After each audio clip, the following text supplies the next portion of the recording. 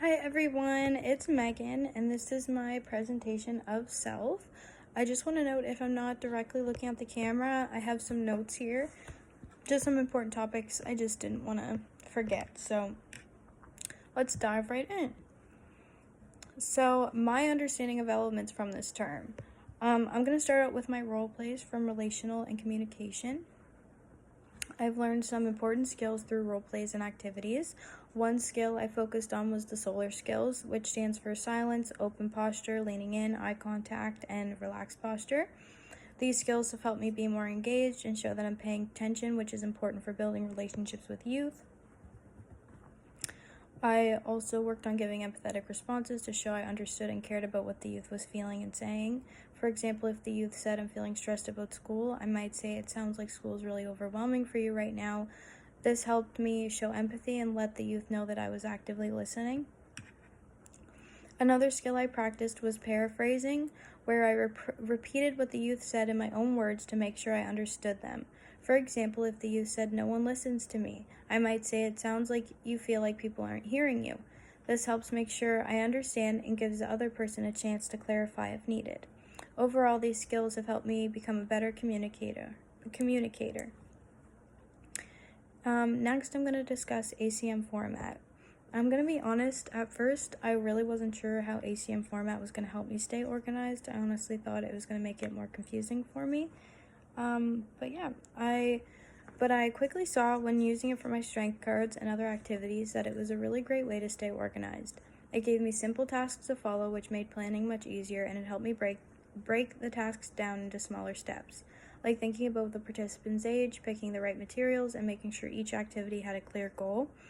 The ACM format kept me on track and made sure I didn't forget anything important. It helped me plan each activity in a clear order, which made the process a lot less stressful. Overall, the ACM format helped me stay organized, focused, and made planning more efficient. It really made everything smoother and easier to manage. The next thing I'm going to discuss is my areas of strength and areas of need for continued development. So first, I am going to discuss my strength. Always got to get the good stuff first. So this year, I've noticed a real improvement in my role plays. I've become more engaged and better at understanding skills like the SOLAR skills, active listening, and empathy. I've been able to use these skills more effectively in my role plays. The SOLAR skills have helped me stay focused and present. These small actions have made it easier to connect with others and show that I'm truly listening. My active listening has improved, and I'm more focused on understanding what others are saying before I respond. I've also become better at empathy. I'm now more aware of the emotions behind what people say, not just the words. This has helped me respond in a more understanding way, and I feel more confident using empathy now. So, an area for continued development. One thing I'm still working on is setting boundaries. Sometimes I feel like when I set limits, I can come across as rude or disrespectful. Even though I know it's important for my well-being, after working in group settings for the last 2 years, I've been trying to get better at expressing my needs without feeling guilty. While it's still challenging, I'm starting to realize that setting clear boundaries is necessary and doesn't mean I'm being disrespectful. So the next thing I'm going to discuss is understanding of elements that have impacted me moving forward.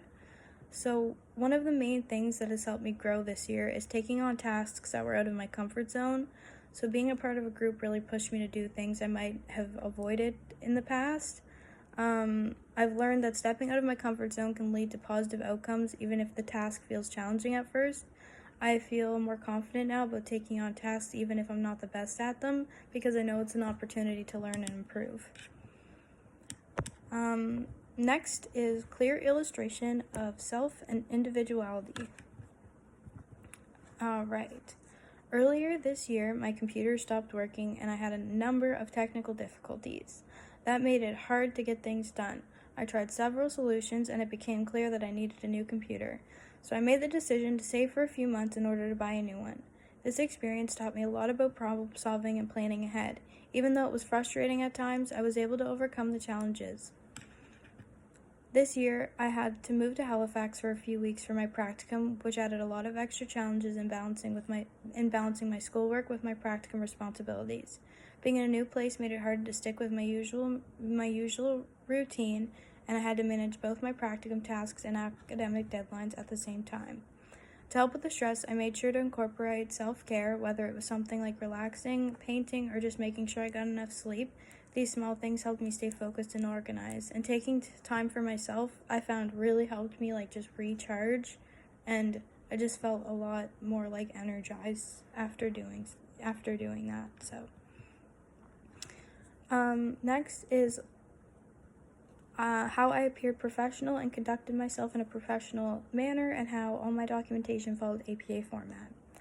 So, in group meetings, I made sure to listen to everyone and respect their opinions. I understood that each person's perspective was important, so I worked to create a space where everyone felt comfortable sharing their thoughts. Excuse me. Even when I disagreed with someone, I made an effort to understand their point of view and remained respectful. This helped keep the conversations positive. All of the documentation that I've submitted, both individually and in group settings, has followed APA 7th edition guidelines. I made sure to include accurate in-text citations and a reference page formatted correctly. For example, I properly listed authors' names, dates, and titles in the correct format. I also included a properly formatted cover page as required. Additionally, I took time to edit and revise my work carefully.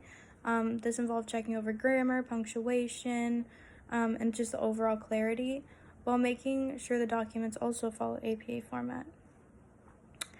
And I think, that was the last outcome.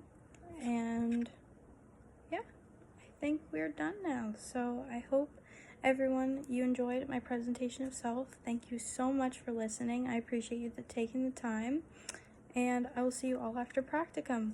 Bye for now.